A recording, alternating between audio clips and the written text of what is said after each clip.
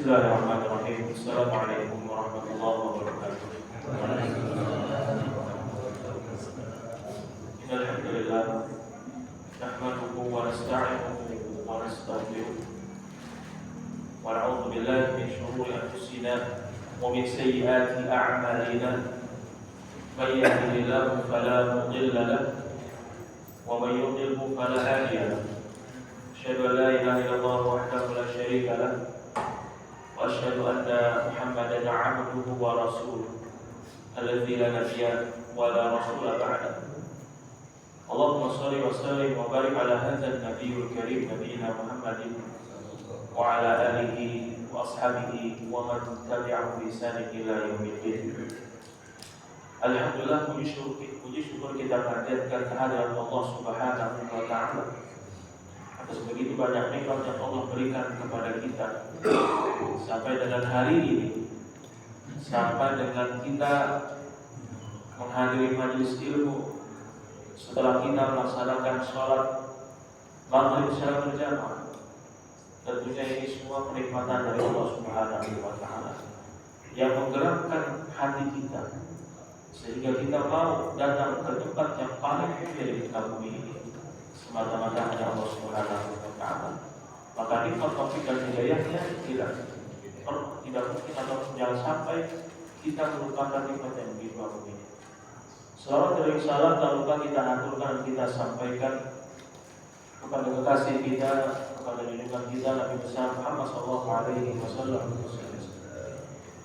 beserta para keluarganya, para sahabatnya dan pengikutnya hingga akhir zaman. Dan kita terus berikhtiar memohon kepada Allah Subhanahu wa taala dengan menjalankan sunnah-sunnahnya, dengan membasahi lisan kita untuk bersalawat kepadanya.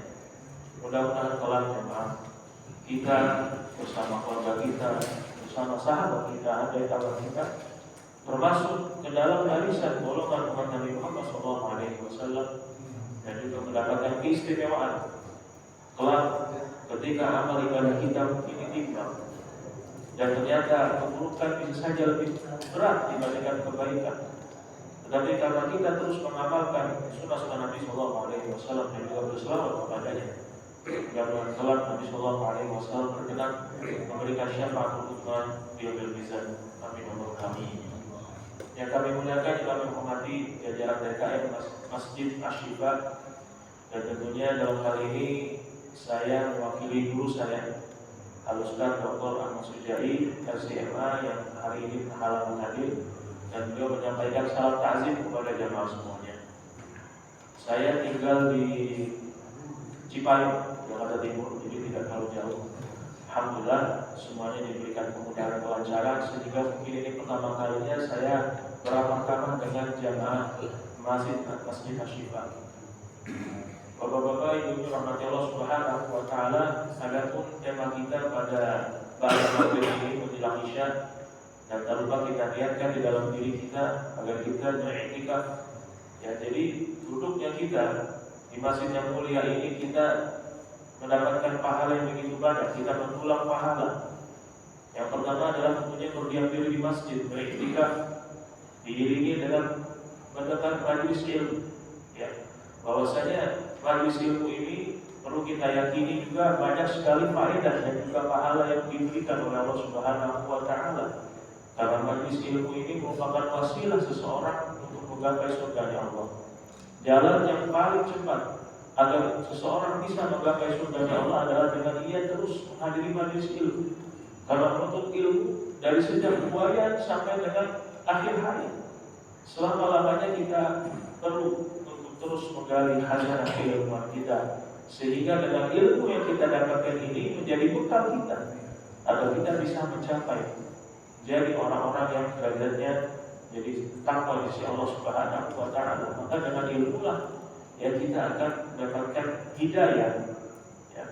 Bahkan seseorang yang mungkin ia terus istiqomah bisa menghadiri majelis ilmu, kalau bisa dibandingkan dengan tahun-tahun sebelumnya, maka ilmunya ia dapatkan banyak sekali. Ya, yang mungkin hanya mengetahui wajib-wajibnya saja, tapi sekarang sudah mengenal sunnah-sunnahnya.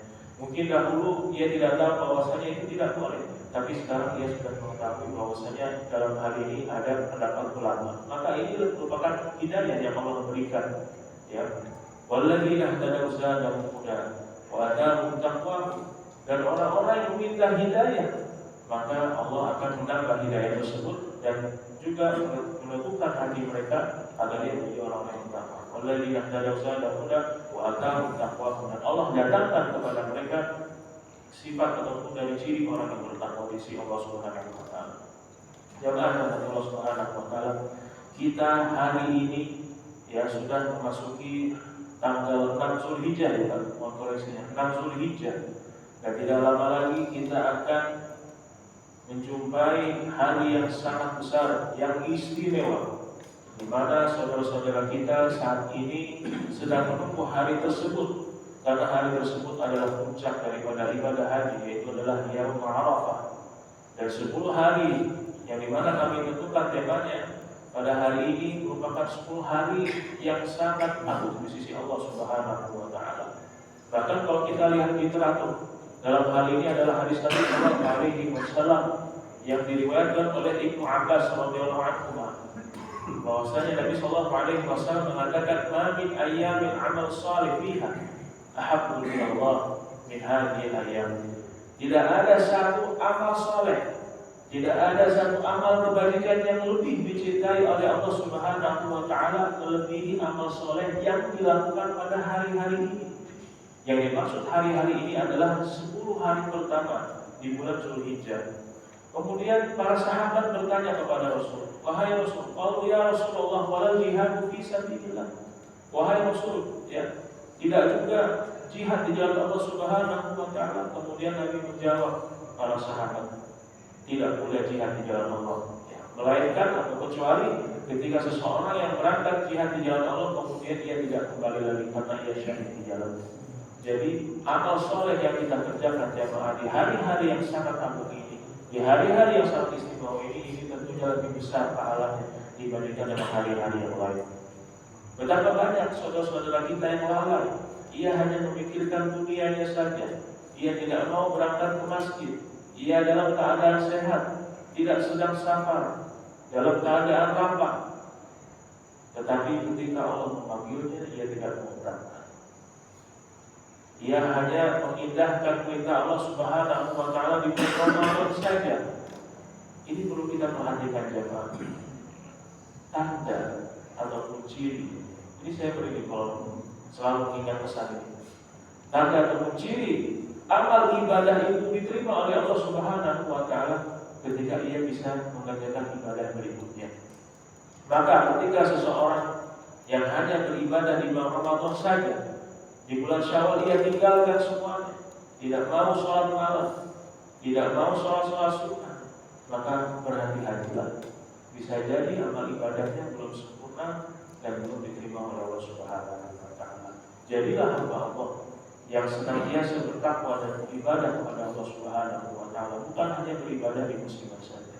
Dan saya sangat terharu, alhamdulillah, jamaah Masjid Asy-Syifa yang ramai sholat maghribnya. Mudah-mudahan ini menjadi tanda baik bagi kita semuanya, dan kita semua mendapatkan perlindungan dan kesehatan dari Allah Subhanahu wa taala.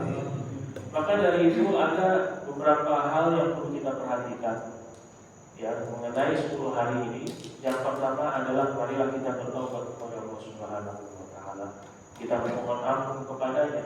Nabi sallallahu alaihi wasallam mengatakan bahwasanya sungguh aku beristighfar, astaghfirullah wa atubu ilaih. Aku beristighfar dan bertobat kepada Allah Subhanahu wa taala aktsar min 70 marrah. Lebih banyak daripada 70 kali. Padahal kita ketahui jamaah yang dirahmati Allah, Nabi sallallahu alaihi wasallam adalah maksum yang sudah diampuni dosa-dosanya, tetapi Nabi terus memohon ampun kepada Allah Subhanahu wa taala. Pertanyaan besar lantas bagaimana dengan kita yang penuh kekhilafan dan juga kesalahan? Al-insan mahal khata' wa nisyan. Manusia tempatnya kekhilafan dan kesalahan. Dan sebaik-baiknya orang yang berbuat dosa adalah ketika ia segera bertobat kepada Allah Subhanahu wa taala. Tidak ada yang bisa menjamin dari diri kita satu pun yang terbebas dari dosa.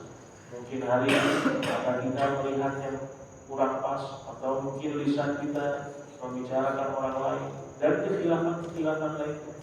Maka sudah barang tentu ketika kita mendengar riwayat bahwasanya yang paling afdol ketika setelah sholat adalah yaitu beristighfar, didahului istighfar, kemudian zikir-zikir yang lainnya. Tentunya banyak kita temukan dalam hadis Nabi Shallallahu Alaihi Wasallam.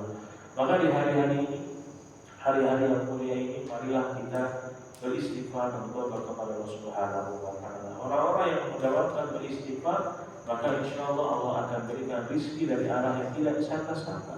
Allah akan memberikan solusi dari seluruh problematika permasalahan